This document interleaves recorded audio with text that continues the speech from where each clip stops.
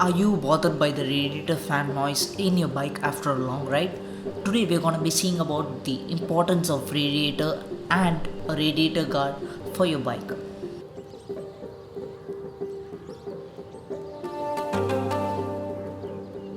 Now let's take a minute to understand the cooling system of an engine in a bike. Now there are four components involved in this. The first is radiator, as we all know. The second is the pump. The third is a fan, which is already inbuilt in the radiator assembly. And the fourth is the thermostat, which works side by side with the ECU. Now we all know radiators are a honeycomb design of aluminum fins. Now aluminum reduces the weight of your motorcycle and has a healthier airflow into your engine. But there is a downside. It is easily prone to damage and can only be replaced as a whole assembly, which also most of you might have known. Earlier, when the radiators were first developed, the brass tubes were welded together and didn't need much of a replacement until the heart of the bike engine gave out.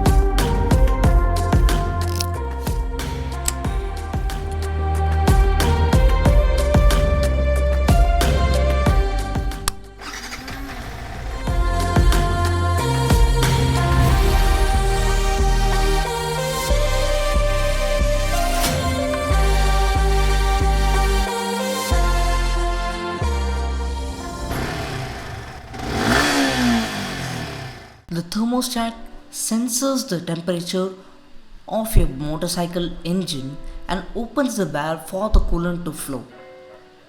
And when the coolant flows into the radiator, it has a fan, and the two most important uses for the radiator is there should be no restriction of airflow, and that's why in most of the automobiles or the bikes the radiator is placed in the front so that there is no restrictions or there is no stoppage of the air to flow inside the engine, so that the coolant cools off very easily and much faster. And second is the high velocity of the airflow.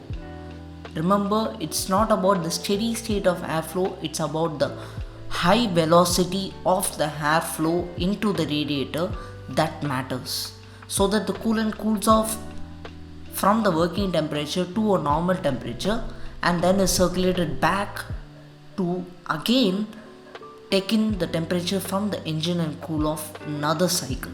So this happens and continues so on and on and on until the engine is kind of in an optimum efficiency. But there are other concepts to this, that if the fan keeps on running, it might consume a lot of battery and fuel for the engine to keep it at a high efficiency. Now you must have experienced this, but I'm not sure that you must be. So here's my observation. So when I am driving at a higher speeds, say cruising at 100 or 125, the fan in the radiator works at about 50 to 75 efficiency maybe. I'm not sure about this, but when I am going to turn off my engine, the fan eventually comes into optimum speed and tries to cool off the engine. Now this is majorly due to the engine's battery, which is commanded by the ECU.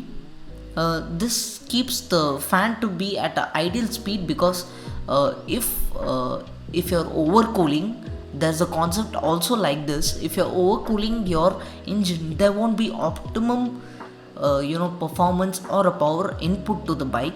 So what the ECU does is it allows the fan to be run, but at an optimum efficiency, so that it doesn't lose power too. So when you eventually come into idle and there is no longer need for a fuel consumption or power, the fan immediately starts running and cools off the engine, so that there is no more power to be drained out of the battery.